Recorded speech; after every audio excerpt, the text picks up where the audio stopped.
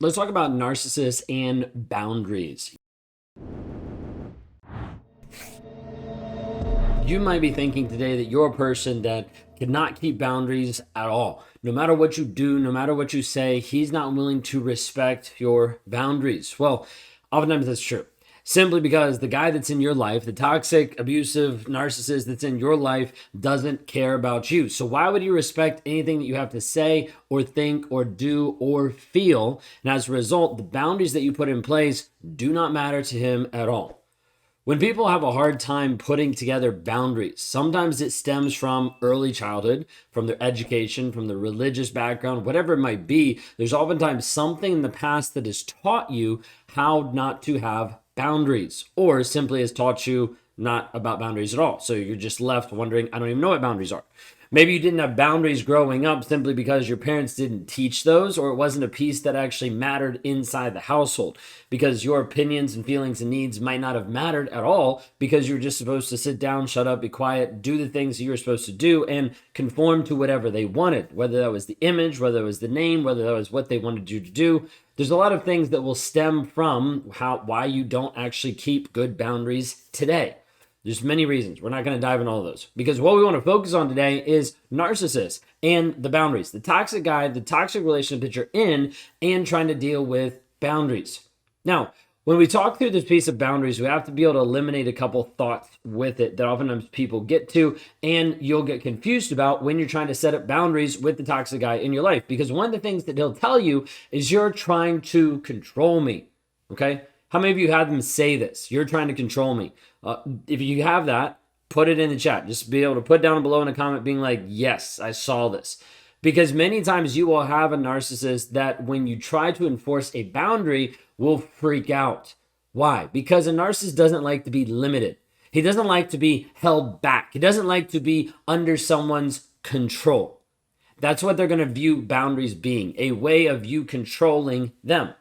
Now, you can imagine this is really awful for the narcissist because he starts to see the power dynamic shift. He's been the one in control of you. Now you're trying to control him. Therefore, big issue, big problem. And he's oftentimes going to rage out at you, be manipulative, gaslight, do whatever he needs to do to make sure that you stop trying to, quote unquote, control him.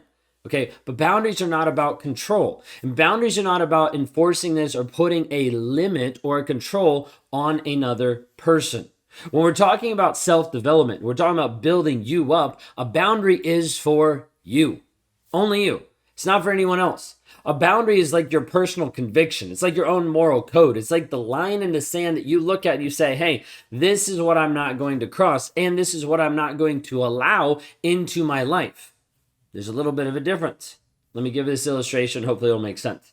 You're in a relationship or you're getting in a relationship, and one of your factors and one of the morals and one of the pieces that you have is you're like, I want to be in a relationship that is committed, healthy, that we're focused on longevity together. I want one that we're committed just one to each other, that we're not leaving the door open for any other affairs, ideas, thoughts, but hey, we're committed to each other.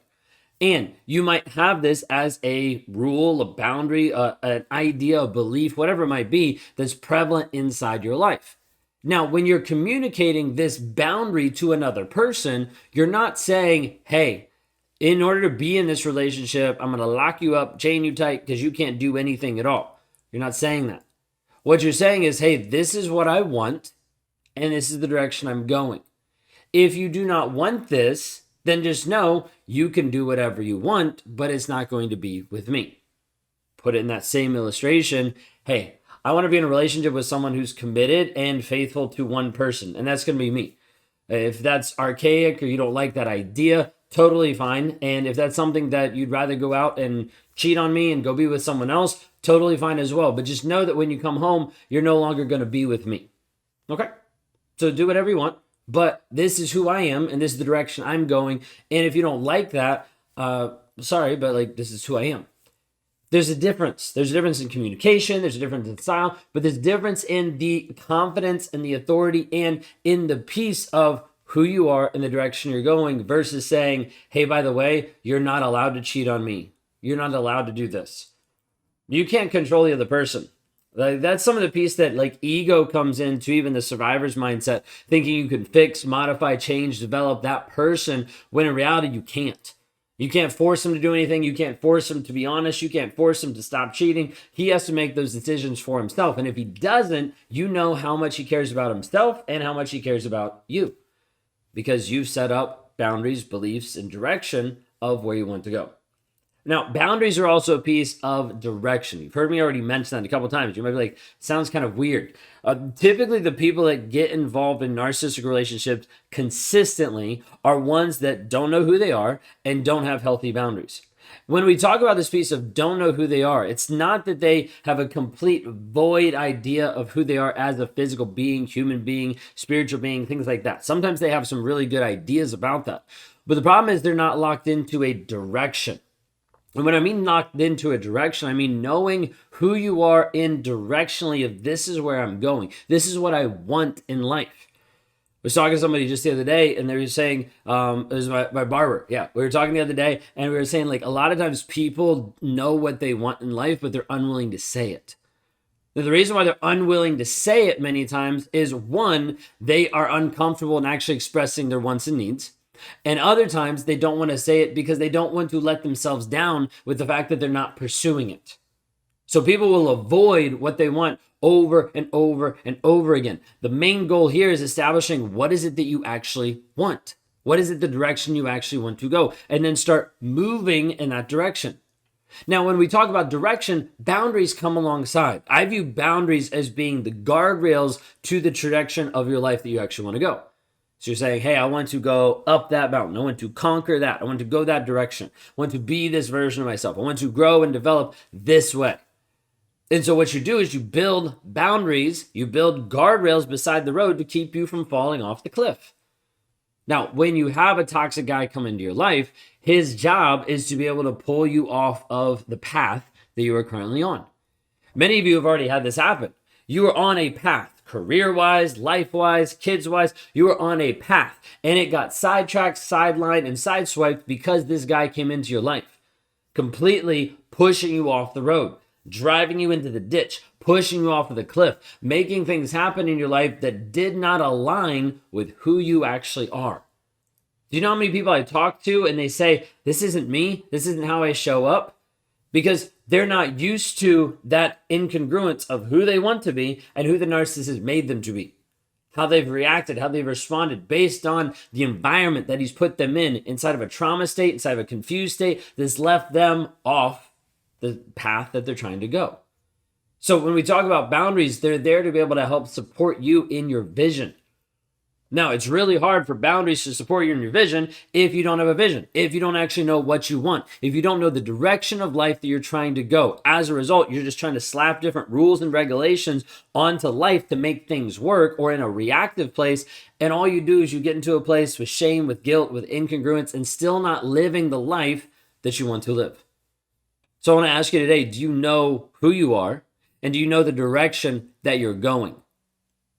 And when I mean, do you know the direction you're going, I mean, do you actually know what you want? In working with so many survivors of narcissistic abuse, many times it's very small things you have no clue about. One of my clients once expressed, she was like, when he was out of the house and I had to order pizza for the kids, and then the kids were out of the house and I would order the pizza just for myself, I didn't know what to order. Because all of my life, I'd only thought about what this person wants, what this person needs. I haven't ever thought about myself. Never thought about what I actually wanted. So when we talk through this piece of boundaries, it's something to be able to help identify, hey, this is the limit for me. This is where the line in the sand is drawn. You want to go past it? Totally go past it. It's all you. You can do whatever you want, but it's not going to be with me. Then you have boundaries inside the relationship of saying, hey, boundary is my direction. I'm going this direction. Here's the guardrails to be able to keep me safe on this road so that he doesn't sideline, sideswipe, and sidetrack you off the road. Do you see this? Now you're thinking like, okay, but how do I set up boundaries with the narcissist? Here's a quick, simple rule and a simple hack. You write down and you set up 6 boundaries/limits that you want to have. Boundaries, limits, goals that you want to have in the relationship. And you communicate to him 2. You do not communicate the other four, you take those to your grave because you want these to be in progression. Is he going to do A and B? And then is he going to continue the progression of growing, developing himself? Or are you going to see, hey, these are two things I'd really love us to work on. Boom, boom, done. Back to the same abuse. You see this all the time. So you want to be able to see, will he continue to progress if you're not pushing him, if you're not making him do it? When we're talking through this piece of boundaries, oftentimes you want to know, is he going to respect my boundaries? Oftentimes he will, the first one or two. But then after that, you're going to see it fall off. You want to know, will he continue to grow and develop himself after I give him the initial checklist? Will he continue going forward? Or will he just check a couple boxes, go back to the manipulation, go back to the abuse, and continue to leave you stuck in the life that you're currently stuck in? If this resonates with you today and you start to see what boundaries mean and what boundaries should do inside your life, I want to help you actually construct healthy boundaries long-term for you, for your growth, for your development, for your transformation and how you're showing up. If I can help you with this, then go to rawmotivations.com/breakthrough today. Because if we don't help you get clear on how to heal from the triggers, from the trauma bond, it's way harder to build any type of growth and boundaries on top of that. Knowing who you are and boundaries is secondary to you actually healing. We just talked about the second piece because I wanted to share that with you today, talking about boundaries. We'd love to help you. Go to rawmotivations.com and we'll talk soon.